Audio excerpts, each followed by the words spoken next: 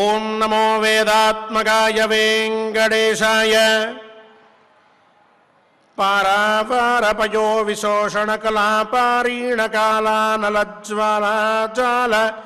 విహారహారి విశిఖ వ్యాపార ఘోరక్రమ సర్వావస్థ సకృత్ ప్రపన్న జనతా సంరక్షణైకవ్రతీ ధర్మో విగ్రహవాన్ అధర్మ విరతిం ధన్వీ సతన్వీతునః.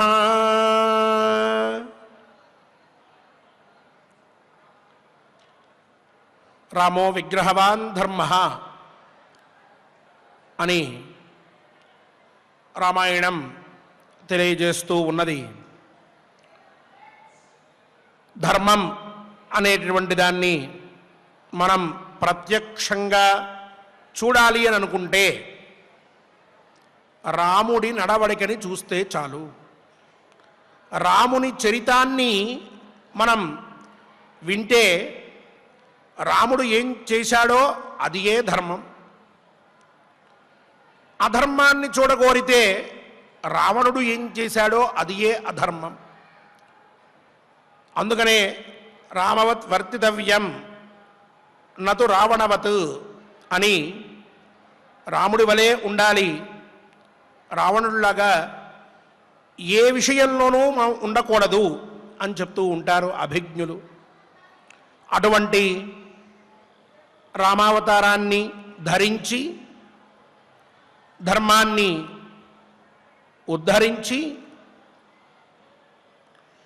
లోకాన్ని మొత్తాన్ని పావనం చేసినటువంటి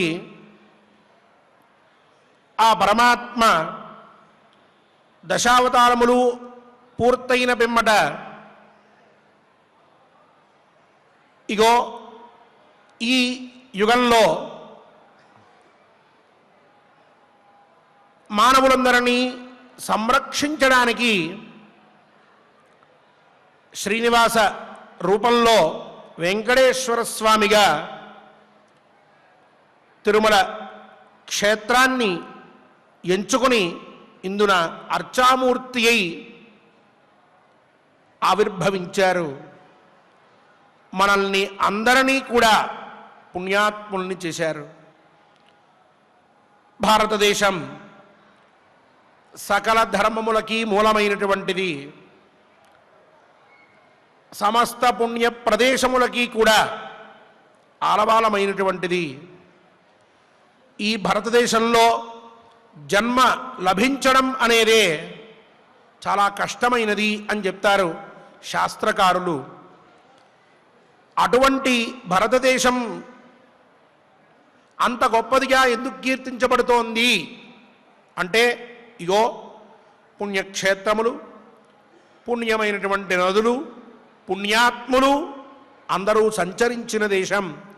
ఈనాటికి కూడా అందరూ మహాత్ములు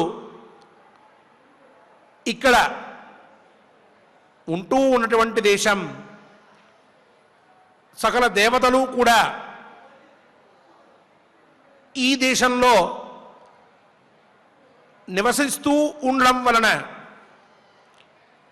ఆ దేవత చేతనంగా ఉంటూ ఉండడం వలన ఈ భారతానికి ఇంతటి వైశిష్ట్యం వచ్చింది.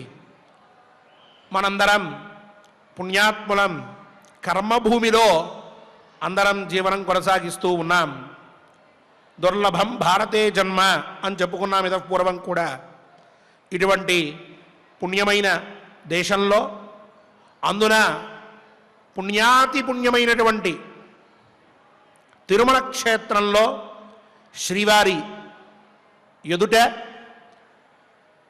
సద్గ్రంథములని పారాయణ చేసుకునేటటువంటి భాగ్యం మనకు కలిగింది అనంటే ఏనాడు ఏ పుణ్యం చేసుకున్నామో, ఏనాడు ఏ జపం ఆచరించామో, ఏ శుభముహూర్తంలో మనం సత్సంకల్పం చేసుకున్నామో ఆ సంకల్పమే మనల్ని ఇగో ఇలా నడిపిస్తూ ఉన్నది.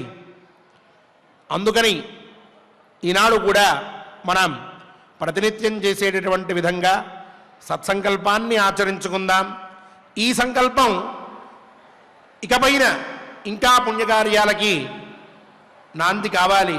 ఆ భావనతో స్వామివారి అనుగ్రహం కలగాలనేటటువంటి సత్సంకల్పంతో మనం ఈనాటి మన మహాభారత గ్రంథ పారాయణానికి ఆచార్యుల వారితో కలిసి సంకల్పం చేసుకుందాం. ఆ సంకల్పం నిజమవ్వాలని స్వామిని కోరుకుందాం. విఘ్నేశ్వర ధ్యానం. నమస్తే గణనాథాయ గణానాం పతయే నమః. భక్తి ప్రియాయ దేవేశ భక్తేభ్యః సుఖదాయక. శ్రీనివాస ధ్యానం అనంతవేద సంవేద్యం నిర్దోషం గుణసాగరం అతీంద్రియం నిత్యముక్తం శ్రీనివాసం భజే నిశం. శ్రీకృష్ణ ధ్యానం వందే నవఘనశ్యామం పీతకౌశేయవాససం సానందం సుందరం శుద్ధం శ్రీకృష్ణం ప్రకృతేః పరం. వ్యాసధ్యానం వేదవ్యాసం స్వాత్మరూపం సత్యసంధం పరాయణం శాంతం జితేంద్రియక్రోధం సశిష్యం ప్రణమామ్యహం.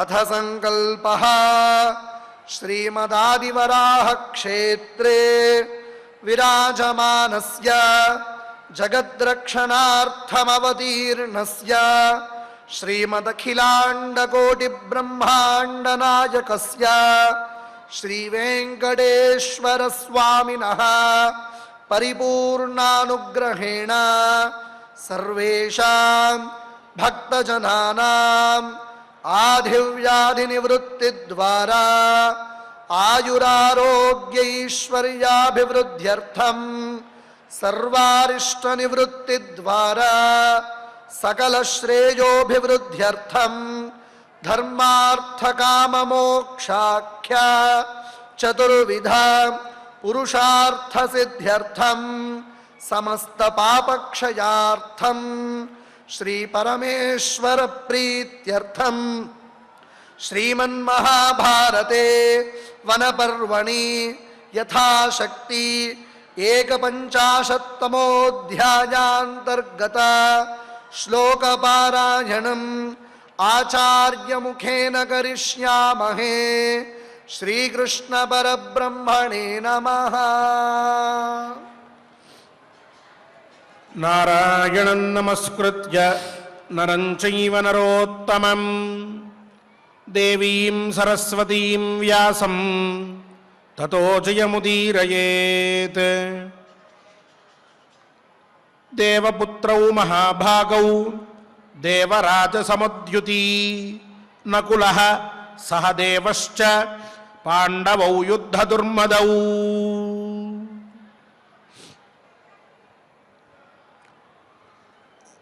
సంజయ ధృతరాష్ట్ర సంభాషణాన్ని వింటూ ఉన్నాం. అందులో ధృతరాష్ట్రుడు చింతాక్రాంతుడై ఉన్నాడు అని చెప్పుకున్నాం. ఆ చింతతోటి రాత్రింబవళ్ళు నిద్రలేక కష్టాల్ని అనుభవిస్తున్నాను సంజయ అని చెప్పాడు సంజయుడితో అని కూడా చెప్పుకున్నాం. ఇలా ఈ చింత ఆయన్ని ప్రశాంతంగా ఉండనివ్వట్లేదు. ఇందులో ఎన్నో కారణాలు, ఆ కారణాలన్నిటినీ కూడా సంజయుడితో పంచుకుంటూ ఉన్నాడు ధృతరాష్ట్రుడు. మొదటిదేమో అర్జునుడు స్వర్గానికి వెళ్ళి రావడం, ఇంకా స్వర్గంలో ఉండి అక్కడ విద్యలు నేర్చుకుంటూ ఉండడం. రెండవది ఈ అన్నదమ్ముల మధ్యలో ఉన్నటువంటి అనురాగం, ఇది రెండవ కారణం. ఇక మూడవది తేషాం అసహ్యవీర్యాణం శౌర్యం ధైర్యం ధృతిం పరాం, వాళ్ళ యొక్క పరాక్రమం, వాళ్ళ శౌర్యం, అలాగే వాళ్ళ యొక్క ధైర్యం, ఇవన్నీ కూడా ఆయనకి చింతపెరగడానికి కారణాలు. ఇవే కాక ఇంకా కొన్నిటిని చెప్తూ ఉన్నాడు ఆయన. దేవపుత్రౌ మహాభాగౌ దేవరాజ సముద్యుతి అంటూ ఆ ధృతరాష్ట్రుడు ఈ కారణాలనే కాక పాండవుల్లోని ఒక్కొక్కరి గురించి కూడా ఆలోచిస్తూ ఉన్నాడు. అందువల్ల కూడా ఆయనకి నిద్ర పట్టట్లేదట, అందువల్ల కూడా భయపడుతూ ఉన్నాడట, బాధపడుతూ ఉన్నాడట. వాళ్ళల్లో ముందుగా కింద నుంచి చెప్తూ వెళ్తూ ఉన్నాడు, చిన్నవాళ్ళ దగ్గర నుంచి మొదలుపెట్టి అంటున్నాడు సంజయుడితో, దేవపుత్రులు అంటే అశ్వినీ దేవతల యొక్క పుత్రులుగా జన్మించినటువంటి వారు దేవరాజ సమద్యుతి, దేవేంద్రుడితో సమానమైనటువంటి ప్రకాశం కలిగినటువంటి వారు, తేజస్సు కలిగిన వారు, పైగా యుద్ధ దుర్మదౌ, యుద్ధంలో ప్రచండులుగా ఉండేటువంటి వారు నకుల సహదేవులిద్దరూ కూడా. వాళ్ళు సామాన్యులు కాదు.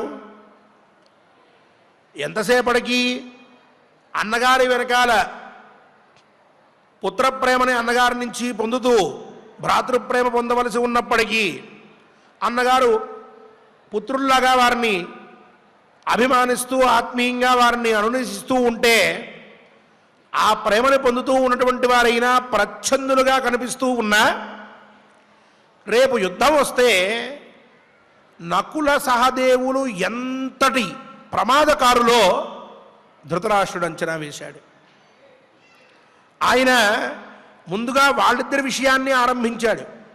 ఎందుకంటే వారు ఇద్దరు యుద్ధంలోకి దిగితే ఎదుట ఉన్నటువంటి వాడు ఎవడైనా సరే వాడి మీద తమ శక్తులన్నింటినీ ప్రదర్శిస్తారు. భీష్మ లేక ద్రోణ, అశ్వత్థామ ఇత్యాదుల్ని సంహరించేంతటి శక్తియుక్తులు ఉన్నా లేకపోయినా సామాన్యమైనటువంటి వీరుల్ని, అతిరథ మహారథుల్ని, వారందరినీ మటుకు వీరు సంహరించేస్తారు. వీరి ద్వారా కలిగేటటువంటి నష్టం సామాన్యమైనటువంటిది కాదు. పైగా వీరు యుద్ధంలోకి దిగితే ఒకవేళ బలవంతుడు ఎవరైనా వీళ్ళని ఏమైనా చేద్దామనుకుంటే తక్కిన ముగ్గురు ఊరుకోరు. అర్జునుడు కానీ, భీముడు కానీ, ధర్మరాజు కానీ వాళ్ళకి ఏ విధమైన అపకారం జరగకుండా ఉండడానికి సర్వశక్తులు ఒడ్డుతారు. అంటే వీళ్ళు చేసే నష్టం వీళ్ళు చేస్తూనే ఉంటారు. నకుల సహదేవులిద్దరూ వీళ్ళని వాళ్ళు రక్షిస్తూ ఉంటారు. దాంతో వీళ్ళు చేసేటటువంటి నష్టం అంతా ఇంతా కాదు సైన్యానికి, కౌరవ పక్షంలో ఉన్నటువంటి దానికి. దాన్ని గురించి ఆలోచిస్తూ బాధపడుతూ ఉన్నాడు ధృతరాష్ట్రుడు. చెప్తూ ఉన్నాడు, వాళ్ళిద్దరూ సామాన్యులు కాదు, యుద్ధంలో ప్రచండులు. పైగా దృఢాయుధౌ దూరపాతౌ యుద్ధే చ కృతనిశ్చయౌ శీఘ్రహస్తౌ దృఢక్రోధౌ నిత్యయుక్తౌ తరస్వినౌ అంటున్నాడు. సంజయ, వాళ్ళ దగ్గర మంచి గట్టివైన ఆయుధాలున్నాయ్యా. దూరంలో ఉన్నటువంటి శత్రువును కూడా వాళ్ళిద్దరూ చంపేస్తారు. గుడ్డివాడిన వాళ్ళిద్దరి గురించి వాళ్ళ లక్షణం అంతా చెప్తూ ఉన్నాడంటే ధృతరాష్ట్రుడు ఎంతటి జ్ఞానో మనకు అర్థమవుతూ ఉన్నది. మహాజ్ఞాని ఆయన, సందేహం లేదు. పుత్రప్రేమ అనేటటువంటి ఒక్క అజ్ఞానం ఆయన్ని ఆవరించకపోయి ఉంటే ఆయనంత జ్ఞాని ఇంకెవరూ మనకు కనిపించరు. అంతటి వాడు మహానుభావుడు. గుడ్డివాడు అయినప్పటికీ ఎవరు ఏమిటో, ఎవరి శక్తి ఏమిటో, ఎవరి స్థితి ఏమిటో, ఏం చేస్తే ఏం జరుగుతుందో అన్నీ తెలిసినటువంటి వాడు. దూరంగా ఉన్నటువంటి వారిని కూడా వీరిద్దరూ ఏమాత్రము లక్ష్యం దెబ్బతినకుండా ఉండేట్టుగా బాణాలు వేసి వారిని సంహరించేస్తారు.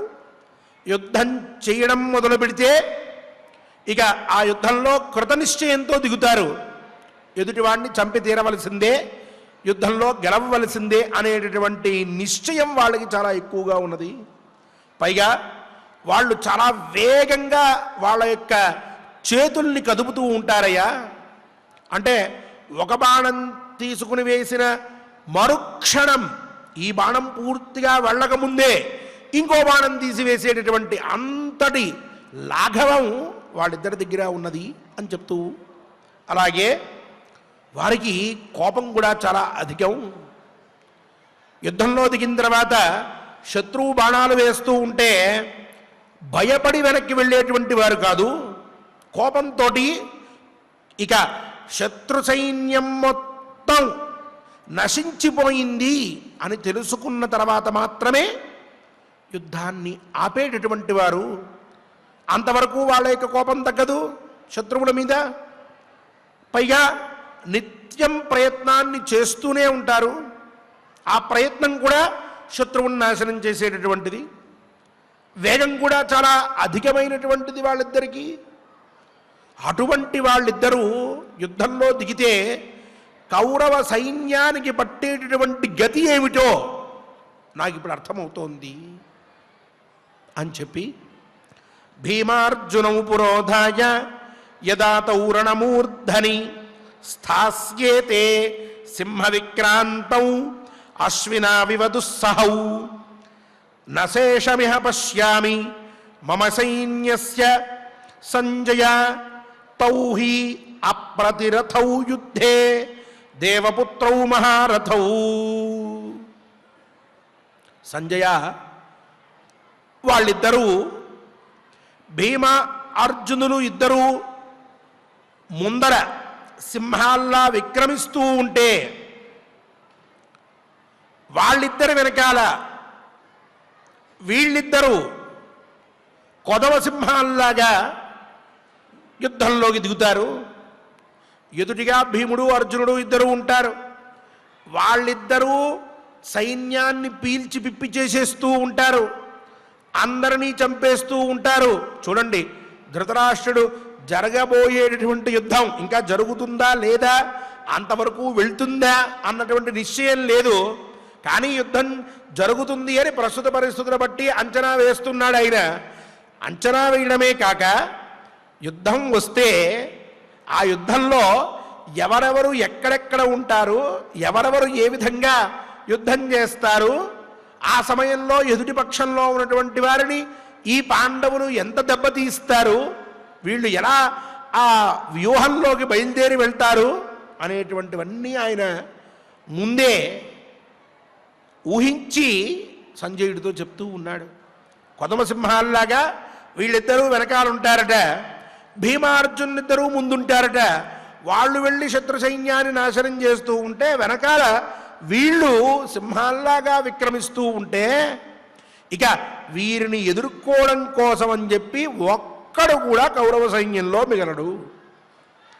దేవపుత్రులు మహారథులు వాళ్ళిద్దరూ కూడా అటువంటి నకుల సహదేవుల్ని ఎదిరించి వాళ్ళిద్దరినీ తట్టుకుని వాళ్ళ ముందు నిలబడేటువంటి వాడు ఒక్కడున్నాడా కౌరవ సైన్యంలో, నాకెవరూ కనిపించట్లేదు అని చెప్పి, ద్రౌపద్యాస్తం పరిక్లేశం నక్షం స్యేతే త్వమర్షిణౌ వృష్ణయోథ మహేశ్వాసాః పంచాలావామహూజసః పాంచాలావామహూజసః యుధి సత్యాభిసంధేన వాసుదేవేన రక్షితాః ప్రదక్ష్యంతి రణే పార్థాః పుత్రాణాం మమ వాహినీం.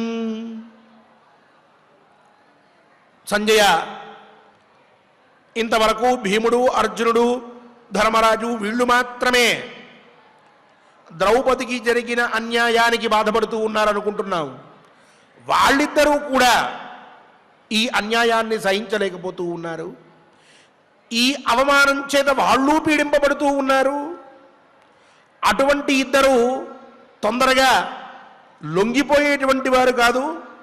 అసహనంతో తమ కోపాన్ని ఏదో విధంగా తీర్చుకోవాలి అని సమయం కోసం ఎదురు చూస్తూ ఉన్నట్టుగా ఉన్నారు. అటువంటి వాళ్ళిద్దరూ ఉండగా వృష్ణివంశీయులు, పాంచాల దేశ వీరులు వీళ్ళంతా శ్రీకృష్ణ పరమాత్మ చేత రక్షింపబడుతూ ఉంటే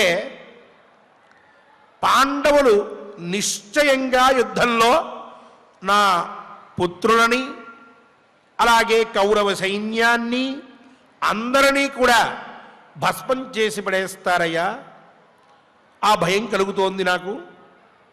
వీళ్ళెవరూ కూడా సహించలేరు జరిగిన అవమానాన్ని తలుచుకుంటూ.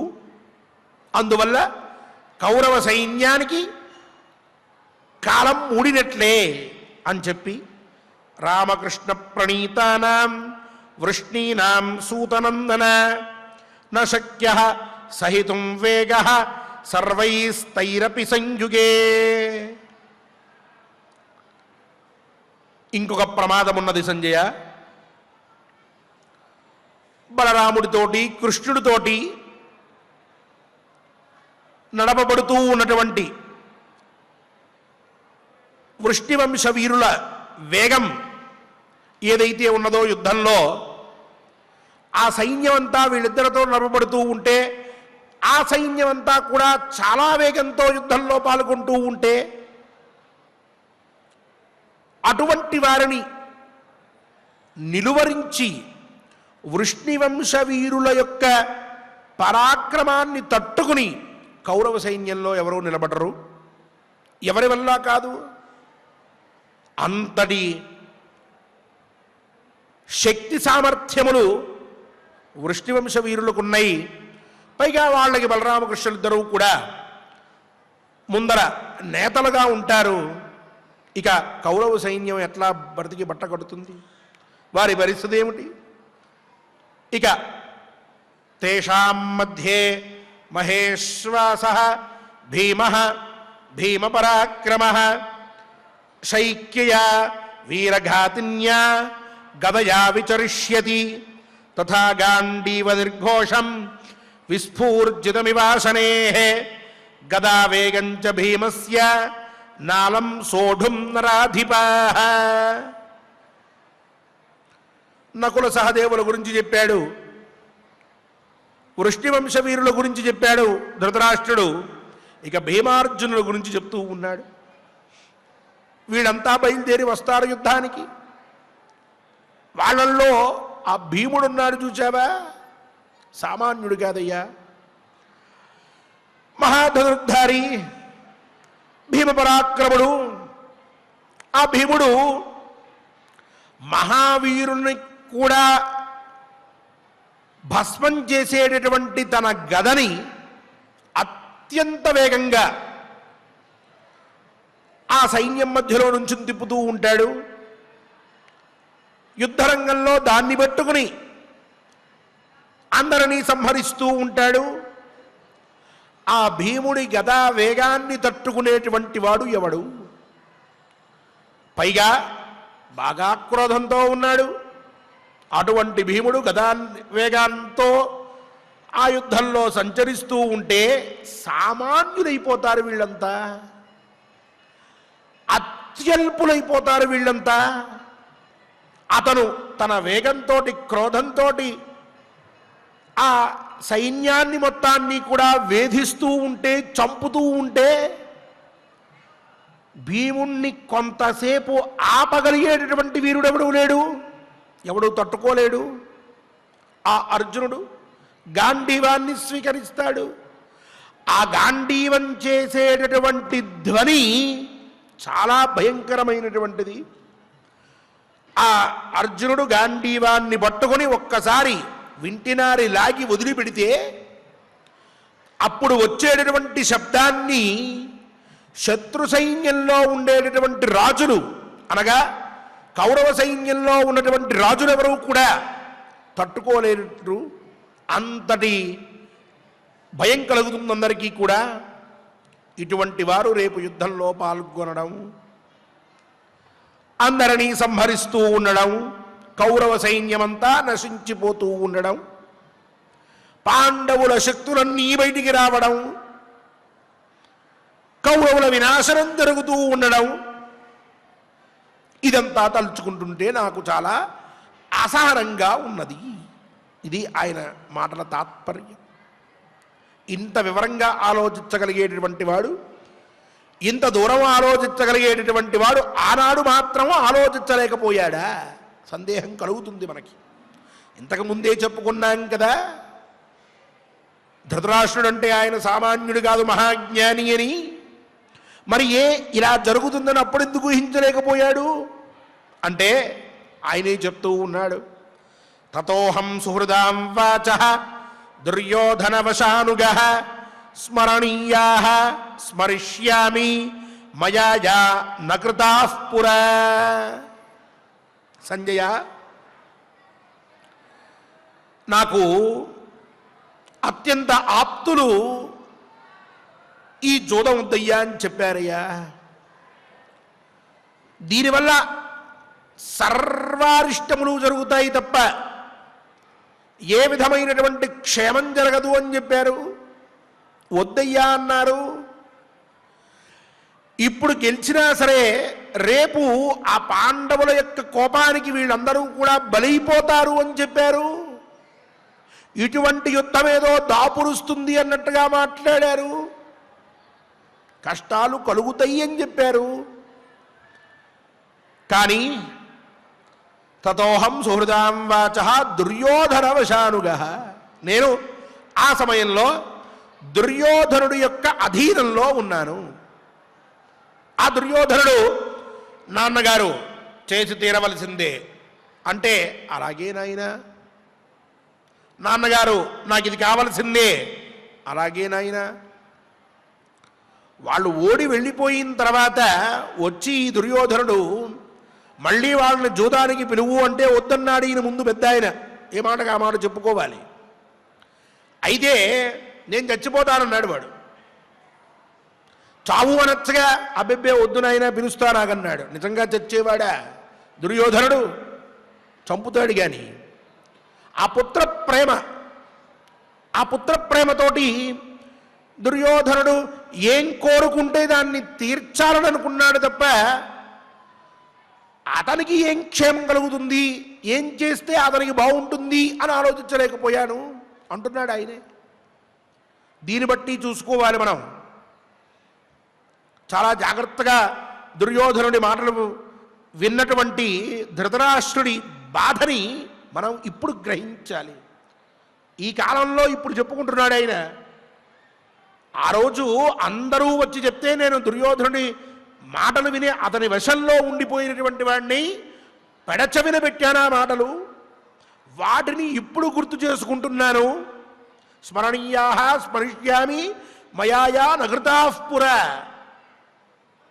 పిల్లలు మనల్ని అడుగుతారు, నాకు ఇది కావాలి అని.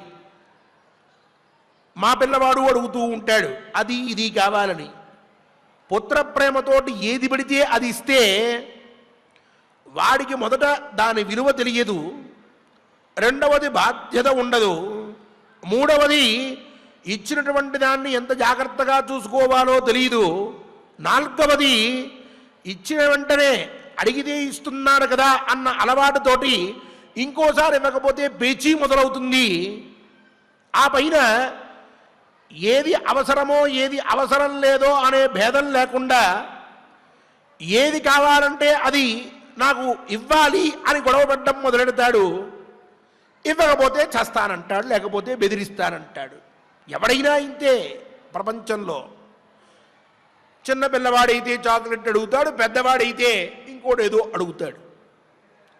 వాడు అడిగినదో వాడికి కావలసినదో మనం జాగ్రత్తగా ఆలోచిస్తూ అది వాడికి క్షేమం చేకూరుస్తుందా, వాడికి కష్టం చేకూరుస్తుందా అన్న వివేచన పెట్టుకుని జాగ్రత్తగా మనం వాడికి ఏర్పాటు చేస్తే, లేక వాడు చెప్తున్నటువంటి మాటలు మనం వినాల్సి వచ్చినప్పుడైనా వాడికి భవిష్యత్తులో ఏది క్షేమమో దాన్ని మనం ఊహించి వాడిని ఒప్పించి వాడికి ఇవ్వాలి తప్ప ప్రేమతోటి నా కొడుకు అడిగాడు కదా అన్నటువంటి ఉద్దేశ్యంతో ఇవ్వకపోతే ఏదో చేసుకుంటానంటున్నాడు అన్నటువంటి భయంతో మనం ఏది ఇవ్వకూడదు.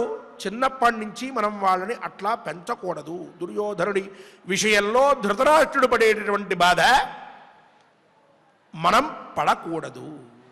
ఇది ఇక్కడ ధృతరాష్ట్రుడి మాటల వల్ల మనకి తెలుస్తూ ఉన్నటువంటి తాత్పర్యం.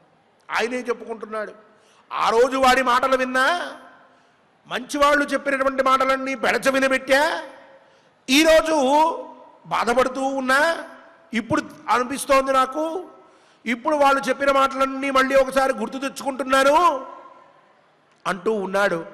ఆనాడే నాయనా నీకు రాజ్యం కావాలంటే ఇంకో ఉపాయం ఆలోచిస్తా కూర్చో నాయనా, లేక నీకే సుఖములు కావాలి అనంటే నేను ఫలానా చోట నీకు ఏర్పాటు చేస్తాను ఊరుకో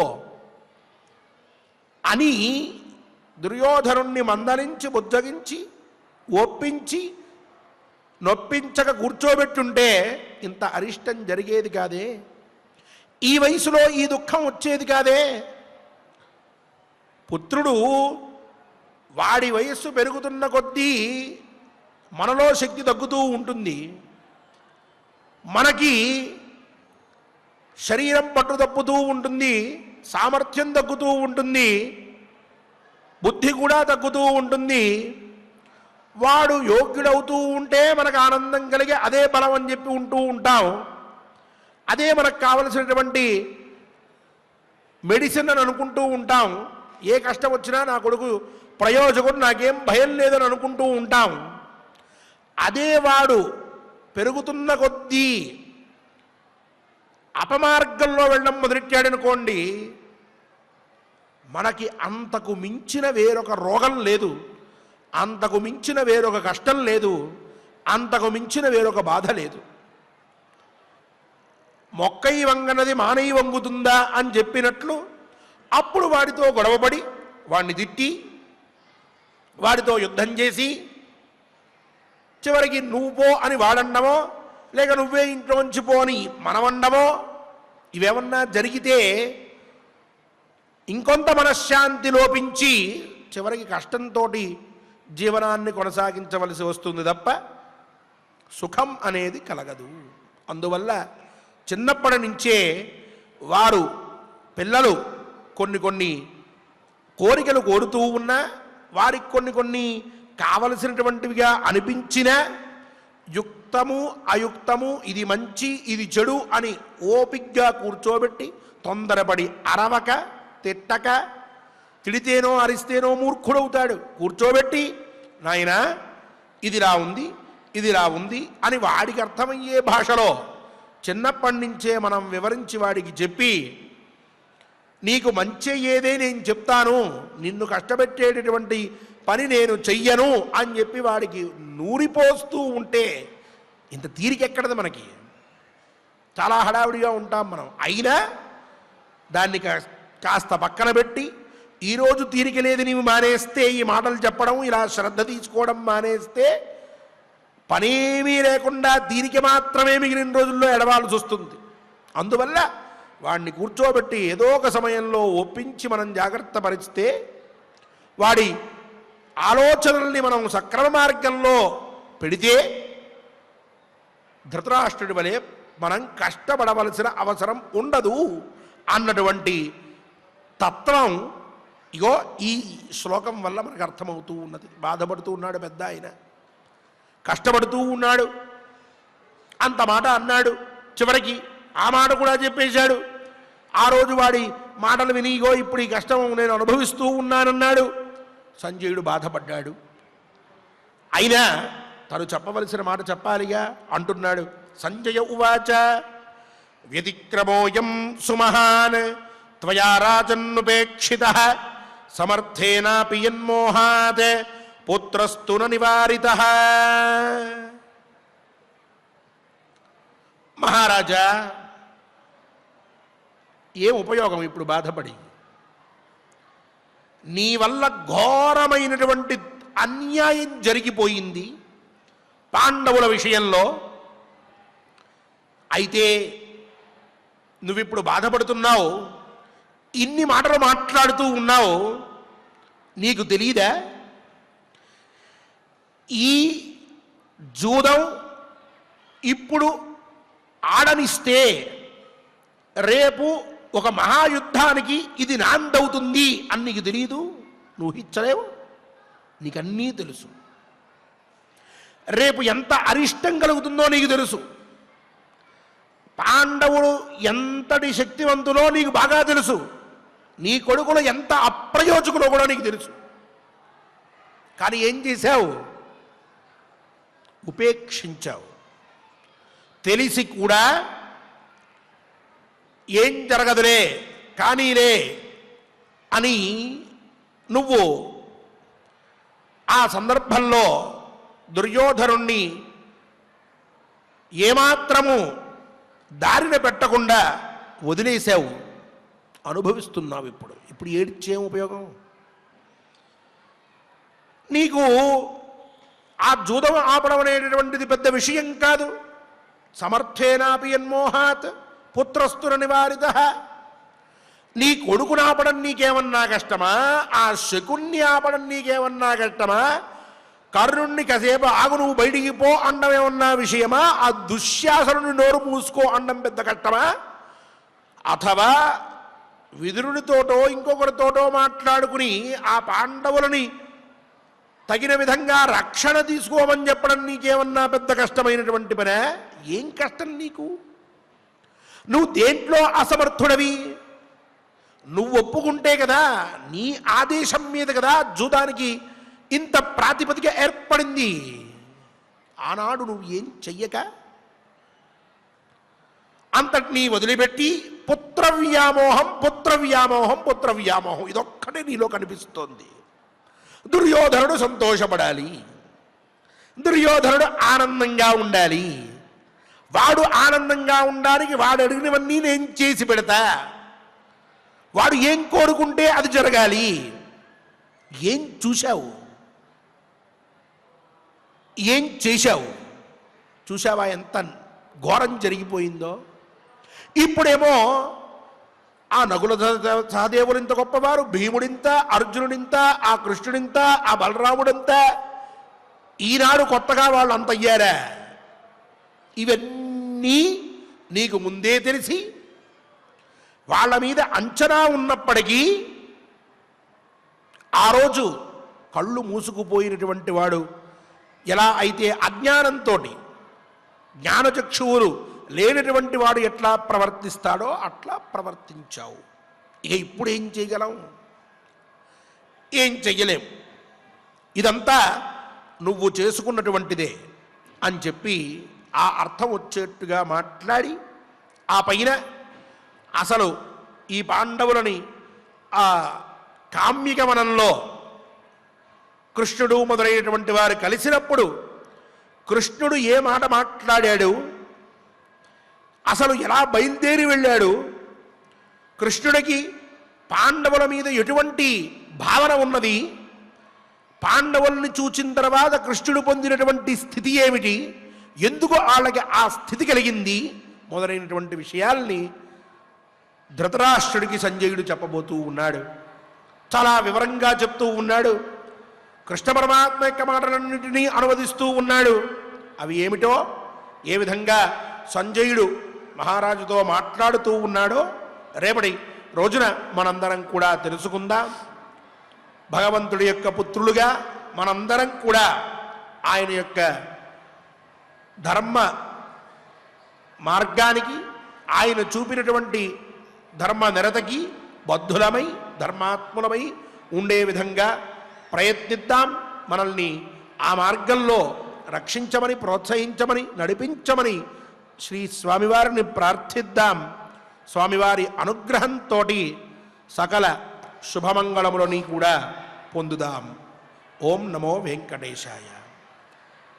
దేవపుత్రౌ మహాభాగౌ దేవపుత్రౌ మహాభాగౌ దేవరాజ సమద్యుతి దేవరాజ సమద్యుతి నకులః సహ దేవశ్చ నకులః సహ దేవశ్చ పాండవౌ యుద్ధ దుర్మదౌ పాండవౌ యుద్ధ దుర్మదౌ దృఢాయుధౌ దూరపాతౌ దృఢాయుధౌ దూరపాతౌ యుద్ధే చ కృతనిశ్చయౌ యుద్ధే చ కృతనిశ్చయౌ శీఘ్రహస్తౌ దృఢక్రోధౌ శీఘ్రహస్తౌ దృఢక్రోధౌ నిత్య నిత్యయుక్తౌ తరస్వినౌ నిత్యయుక్తౌ తరస్వినౌ భీమార్జునౌ పురోధాయ భీమార్జునౌ పురోధాయ యదా తౌరణమూర్ధని యదా తౌరణమూర్ధని స్థాస్యేతే సింహ విక్రాంతౌ స్థాస్యేతే సింహ విక్రాంతౌ అశ్వినావివ దుస్సహౌ అశ్వినావివ దుస్సహౌ నశేషమిహ పశ్యామి నశేషమిహ పశ్యామి మమ సైన్యస్య సంజయ మమ సైన్యస్య సంజయ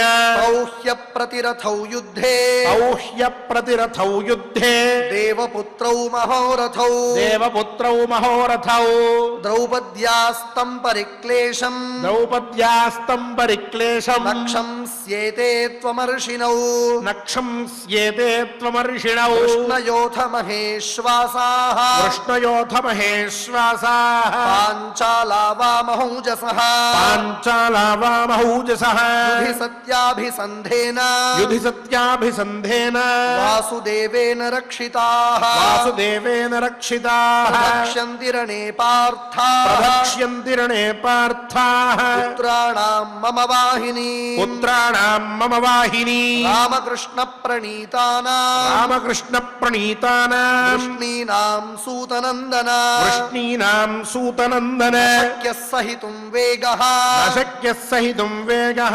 సర్వైస్తైరపి సంయుగే సర్వైస్తైరపి సంయుగే తేషాం మధ్యే మహేశ్వాసః తేషాం మధ్యే మహేశ్వాసః భీమో భీమపరాక్రమః భీమో భీమపరాక్రమః ఐక్యయా వీరఘాతిన్యా శైక్యయా వీరఘాతిన్యా గదయా విచరిష్యతి గదయా విచరిష్యతి తథా గాండీవ నిర్ఘోషం తథా గాండీవ నిర్ఘోషం విస్ఫూర్జితమివాశనేః విస్ఫూర్జితమివాశనేః తదా వేగం చ భీమస్య తదా వేగం చ భీమస్య నాలం సోఢుం నరాధిపాః నాలం సోఢుం నరాధిపాః తతోహం సుహృదాం వాచః తతోహం సుహృదాం వాచః దుర్యోధనవశానుగః దుర్యోధనవశానుగః స్మరణీయా స్మరిష్యామి స్మరణీయా స్మరిష్యామి మయా యానకృతాః పురా మయా యానకృతాః పురా సంజయ ఉవాచ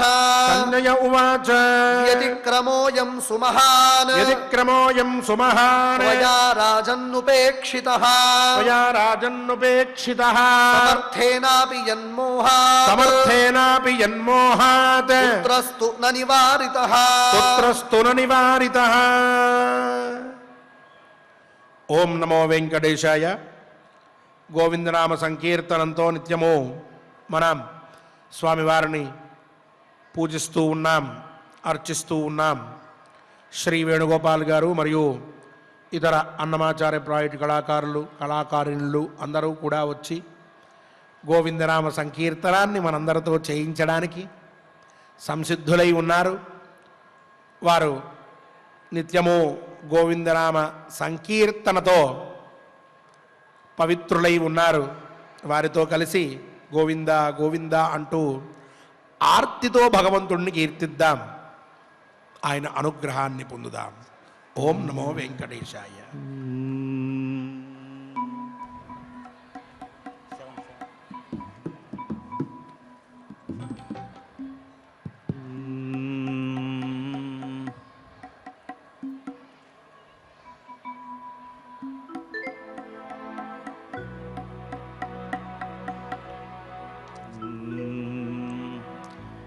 వెంకటరమణ గోవింద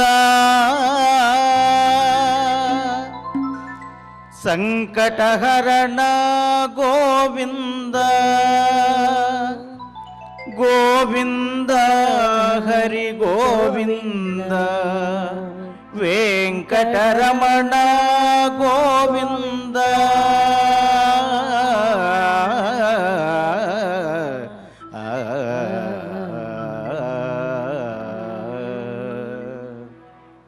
శ్రీ శ్రీనివాస గోవింద శ్రీ వెంకటేశ గోవింద భక్తవత్సల గోవింద భాగవత ప్రియ గోవింద నిత్య నిర్మల గోవింద నీలమేఘ శ్యామ గోవింద పురాణ పురుష గోవింద పుండరీకాక్ష గోవింద నందనందన గోవింద నవనీత చోర గోవింద పశుపాలక శ్రీ గోవింద పాప విమోచన గోవింద దుష్ట సంహార గోవింద దురిత నివారణ గోవింద శిష్ట పరిపాలక గోవింద కష్ట నివారణ గోవింద గోవింద హరి గోవింద గోకుల నందన గోవింద గోవింద హరి గోవింద గోకుల నందన గోవింద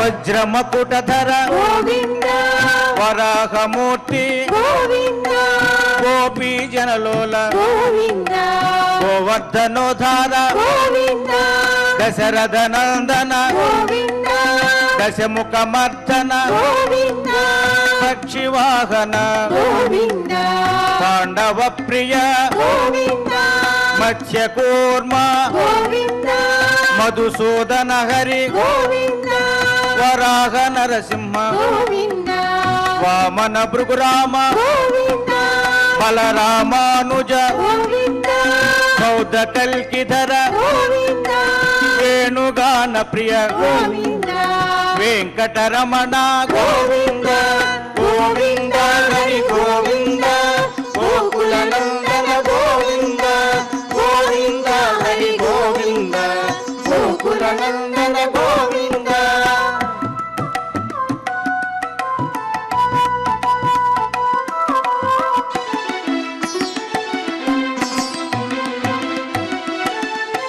సీతానాయక గోవింద శ్రిత పరిపాలక గోవింద దరిద్ర జన పోషక గోవింద ధర్మ సంస్థాపక గోవింద అనాథ రక్షక గోవింద ఆపద్బాంధవ గోవింద శరణాగత వత్సల గోవింద కరుణాసాగర గోవింద కమల దళాక్ష గోవింద కామిత ఫలద గోవింద పాప వినాశక గోవింద పాహి మురారే గోవింద శ్రీ ముద్రాంకిత గోవింద శ్రీవత్సాంకిత గోవింద ధరణీ నాయక గోవింద దినకర తేజ గోవింద గోవింద హరి గోవింద గోకుల నందన గోవింద గోవింద హరి గోవింద గోకుల నందన గోవింద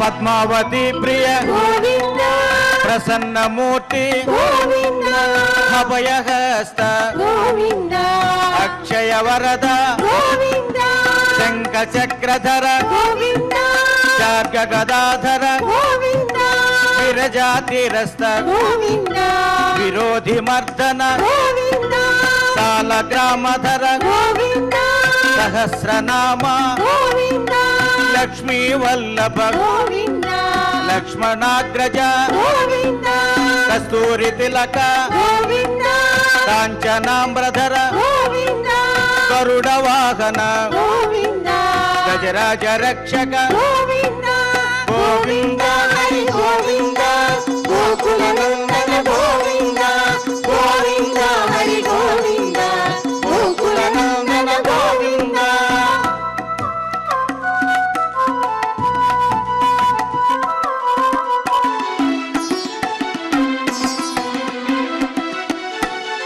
వానర సేవిత గోవింద వారధి బంధన గోవింద సప్తగిరీశ గోవింద ఏక స్వరూప గోవింద శ్రీరామకృష్ణ గోవింద రఘుకుల నందన గోవింద ప్రత్యక్ష దేవ గోవింద పరమ దయాకర గోవింద వజ్ర కవచధర గోవింద వైజయంతి మాల గోవింద కొట్టి కసులవాడ గోవింద వసుదేవతనయ గోవింద బిల్వ పత్రార్చిత గోవింద భిక్షుక సంస్థుత గోవింద శ్రీ పుంరూప గోవింద కేశవమూర్తి గోవింద గోవింద హరి గోవింద గోకుల నందన నందన గోవింద గోవింద హరి గోవింద గోకుల నందన గోవింద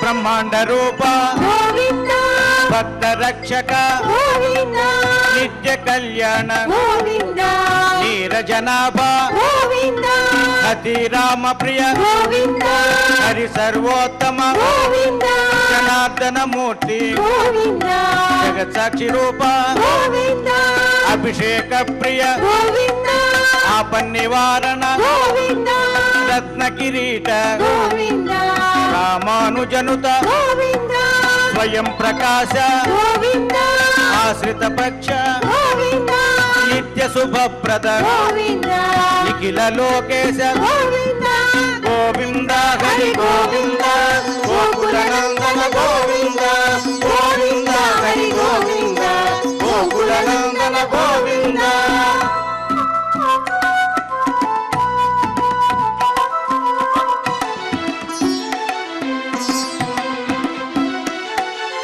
ఆనంద రూప గోవింద ఆద్యంతరహిత గోవింద ఇక పరదాయక గోవింద శివరాజ రక్షక గోవింద పరమ దయాళు గోవింద పద్మనాభ హరి గోవింద తిరుమల వాస గోవింద తులసి వనమాల గోవింద శేషశాయిని గోవింద శేషాద్రి నిలయ గోవింద మధ్యావతార గోవింద ఏడుకొండలవాడ గోవింద గోవింద హరి గోవింద గోకుల నందన గోవింద గోవింద హరి గోవింద గోకుల నందన గోవింద గోవింద హరి గోవింద గోకుల నందన గోవింద గోవింద హరి గోవింద గోకుల నందన గోవింద గోవింద హరి గోవింద గోకుల నందన గోవింద గోవింద హరి గోవింద గోకుల నందన గోవింద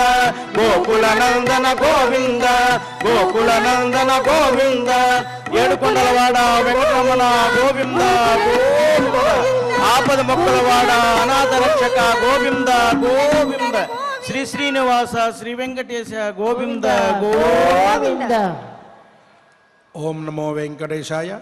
క్షమా ప్రార్థనాదులతో మనం పారాయణాన్ని పరిపూర్ణం చేసుకుందాం.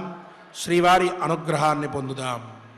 అథ క్షమా ప్రార్థనా యదక్షరపదభ్రష్టం మాత్రాహీనం చ యద్భవేద్ తత్సర్వం క్షమ్యతాం దేవ నారాయణ నమోస్తుతే. అథ లోకక్షేమ ప్రార్థనా స్వస్తి ప్రజాభ్యః పరిపాలయంతాం న్యాయేన మార్గేణ మహీం మహిషాః గోబ్రాహ్మణేభ్యః శుభమస్తు నిత్యం లోకాః సమస్తాః సుఖినో భవంతు.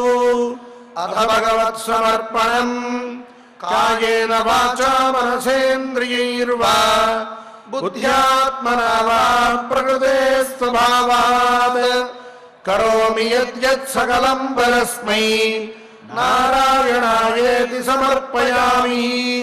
అథ మంగళం శ్రియః కాంతాయ కళ్యాణ నిధయేర్థినాం శ్రీవేంకట నివాసాయ శ్రీనివాసాయ మంగళం.